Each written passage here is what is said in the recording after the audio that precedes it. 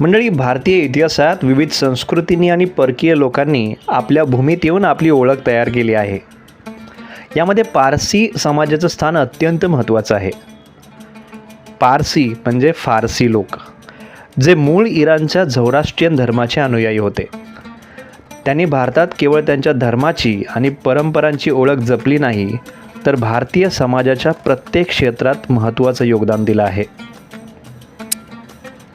पारसी समाजाचा इराणमध्ये संघर्ष आणि भारताकडे प्रवास. 7व्या शतकाच्या उत्तरार्धात पारसी साम्राज्य इस्लामिक आक्रमकांच्या तावडीत सापडलं होतं. अरबांच्या आक्रमणानंतर इस्लामचा प्रभाव वाढत गेला आणि पारसी लोकांवर त्यांचा धर्म स्वीकारण्याचा दबाव वाढत गेला. त्यामुळे आपल्या धर्माचं रक्षण करण्याची त्यांना तीव्र गरज भासू लागली. त्याच वेळी पारसी लोकांनी इराण सोडण्याचा निर्णय घेतला आणि ते सुरक्षित स्थळ शोधू लागले. काही काळ ते मध्य आशियातील विविध ठिकाणी राहत होते, पण अखेर त्यांनी भारताकडे वळण्याचा निर्णय घेतला, कारण भारताची धार्मिक सहिष्णुता आणि विविधतेचा इतिहास त्यांना माहीत होता.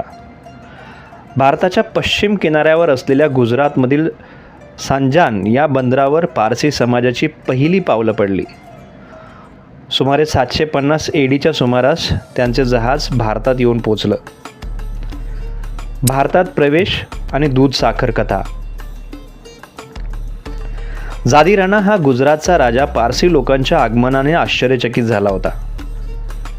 त्याने त्यांना भारतात स्थान देण्यास सुरुवातीला संकोच केला. राजाच्या मनात लोकसंख्येचा आणि संसाधनाचा भार वाढण्याबद्दलची चिंता होती. लोककथेनुसार पारसी नेते राजाच्या दरबारात दुधाने भरलेला पेला घेऊन गेले आणि त्या पेल्यात त्यांनी साखर घालून राजाला दाखवली. त्यांनी राजाला सांगितलं, जसं साखर दुधात मिसळल्यावर दूध गोड होऊन जातं, तसंच आम्ही तुमच्या समाजात शांतपणे मिसळून योगदान देऊ. राजाला हे उदाहरण भावलं आणि राजाने त्यांना भारतात स्थानिक होण्याची परवानगी दिली. प्रारंभिक संघर्ष आणि सामाजिक स्वीकृती. भारताच्या मातीत पारसी लोकांचं पाऊल पडलं तरी त्यांचा संघर्ष संपला नव्हता. इराणची संस्कृती, भाषा, धर्म आणि परंपरा जपत भारतातील नवीन परिस्थितीशी जुळवून घेणं हे फार त्यांना आव्हानात्मक होतं. त्यांना सुरुवातीला शेतकरी आणि लहान व्यापारी म्हणून आपले जीवन सुरू करावे लागले. पारसी समाजाने गुजरातमधील स्थानिक भाषा आणि रीतिरिवाज शिकण्यास सुरुवात तर केली, पण त्याच दरम्यान त्यांनी त्यांच्या धार्मिक ओळखीचं रक्षण करण्यासाठी अग्निपूजास्थळे म्हणजेच अग्यारींची स्थापना पण केली. अग्यारीमध्ये पवित्र अग्निपूजा पारंपरिक पद्धतीने केली जात असे. अग्नी हा त्यांच्या धर्मात पवित्रता आणि प्रकाशाचं प्रतीक मानला जातो. पारसी समाजाने आपल्या धार्मिक परंपरा पाळत स्थानिक समाजाशी शांततेने जुळवून घेतलं. त्यांनी इतर समाजात मिसळून जाण्याची आणि आपल्या कर्तृत्वाने ओळख निर्माण करण्याची जिद्द ठेवली. समाजाच्या प्रगतीचा काळ. पारसी समाजातलं स्थान हळूहळू मजबूत होत गेलं. गुजरातमधील लहान व्यापारी म्हणून सुरुवात केलेल्या पारसी लोकांनी मुंबईत व्यापार आणि उद्योगाच्या क्षेत्रात आपला हळूहळू ठसा उमटवला. यातील सर्वात महत्त्वाचे व्यक्तिमत्व म्हणजे जमशेदजी टाटा. त्यांनी भारतातील आधुनिक औद्योगिक क्रांतीचा पाया घातला. जमशेदजी टाटा यांनी टाटा समूहाची स्थापना केली, जो आजही भारतातील सर्वात मोठ्या उद्योग समूहांपैकी एक आहे.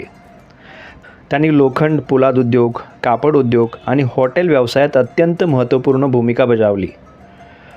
त्यांच्या दूरदृष्टीमुळे टाटा समूहाने जागतिक स्तरावर महत्त्वाचं स्थान प्राप्त केलं आहे.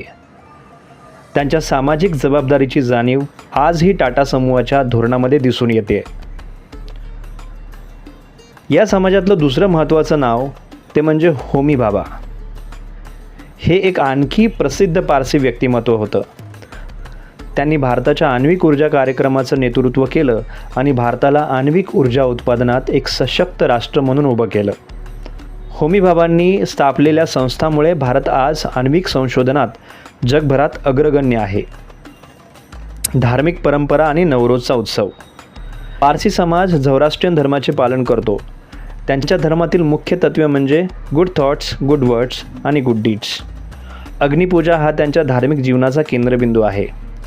नवरोज हा पारसी समाजाचा नववर्ष सण आहे, जो अत्यंत आनंदात साजरा केला जातो. या सणादरम्यान पारसी लोक घराची सजावट करतात, विशेष अन्न तयार करतात आणि आग्यारीमध्ये जाऊन प्रार्थना करतात. संघर्ष आणि योगदान. पारसी समाजाने भारतातील विविध क्षेत्रामध्ये महत्त्वाचं योगदान दिलं आहे. त्यांनी उद्योग, विज्ञान, कला, साहित्य आणि सामाजिक सेवेत आपली ओळख निर्माण केली आहे. भारताच्या स्वतंत्र लढ्यात पारसी नेत्यांनीही आपला मोलाचा वाटा उचलला होता. आधुनिक काळातील पारसी समाजातलं आणखी एक महत्त्वाचं व्यक्तिमत्व म्हणजे रतन टाटा. काल परवाच त्यांचं वृद्धापकाळानं निधन झालं. रतन टाटा यांनी टाटा समूहाला जागतिक पातळीवर नेलं आणि भारतातील उद्योगाच्या विकासात प्रचंड मोठा वाटा उचलला. टाटा समूहाने शिक्षण, आरोग्यसेवा आणि ग्रामीण विकासाच्या क्षेत्रातही मोठं काम केलं आहे. भारतीय सरकारचा दृष्टिकोन आणि जिओ पारसी योजना. पारसी समाजाची लोकसंख्या हळूहळू कमी होत आहे. या घटत्या लोकसंख्येच्या चिंतेतून भारतीय सरकारने जिओ पारसी ही विशेष योजना सुरू केली आहे.